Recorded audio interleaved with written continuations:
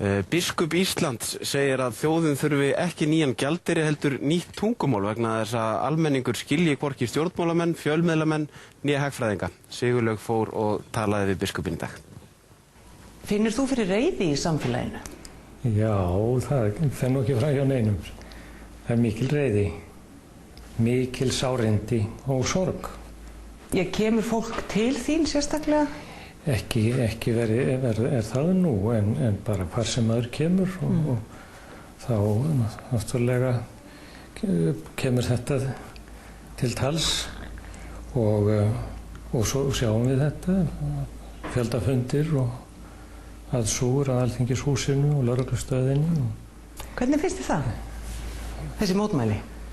Jú, mér finnst, þetta er skiljanleg reiði og hún er, þarna allavega hefur fólk tækifæri til þess að tjá hana, en hún er mjög vandmeðfarin. Og sannarlega er það eitt af markmiðum uppeldis er auðvitað að temja reiði sína.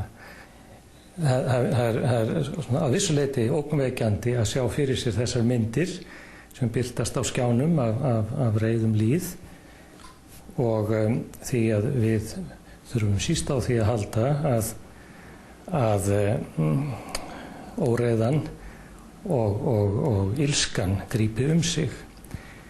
Við verðum að finna einhverja leið til þess að beina reiðinni í ákveðan farveg. Hvernig gerum við það? Já, hvernig gerum við það? Það þarf hver og einn að glíma við og því að þegar reiðin nær tökum á hópi, eða mú, þá verður hún oft illviðráðanleg. Við höfum viljað byggja upp hér lýðræðislegt samfélag með opinni umræðu og með þeim farvegum til staðar þar sem að menn geta látið skoðanir sínar í ljósi og haft áhrif á þróunina. Megin eldsneytið í þessari reiði í dag er óvissan og að fólki finnst að það ekki fái svör og það skilur ekki svörin. Eins og maður sagði við mig á dögunum, við þurfum ekki evru, við þurfum ekki nýjan gjaldmiðil, við þurfum kannski bara nýtt tungumál. Því við skiljum ekki stjórnmálamennina, við skiljum ekki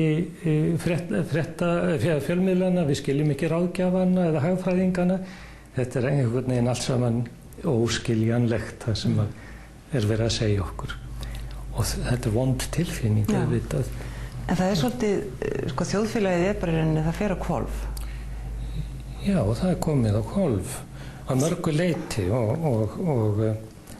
og enginn veit í rauninni að hve djúpstæð þau áhrif eru, en þau verða væntanlega mjög mikil.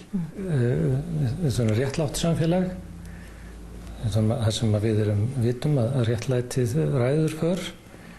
Við þurfum líka við þurfum samfélag þar sem að velferðin er í fyrirrúmi og það finnst mér svo mikilvægt núna að það glatist ekki í þessum, þegar bremsurnar eru settar allstaðar á, að velferðarkerfið og öryggisnet samfélagsins, þetta grunnnet samfélagsins, að það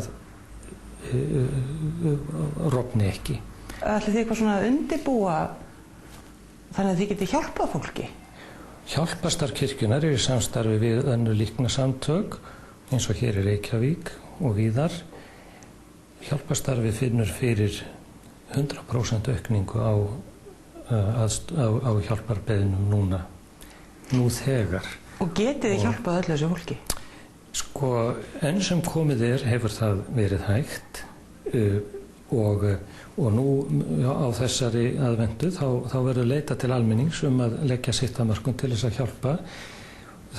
Allt þetta byggir á því að fólk gefi af sér og sem betur fer eru margir aflögufærir, flestir eru aflögufærir á einhvern nátt, það sjáum við líka og afar tilbúnir til þess að leggja sitt af mörkum og hjálpa náungan sem betur fer.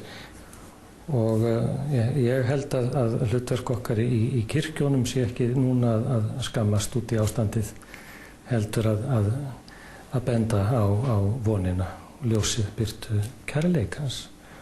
Vegna þess að ef við eigum að komast út úr þessu, og það við munum gera það, en til þess þurfum við á voninni að halda og trúni og kærleikanum.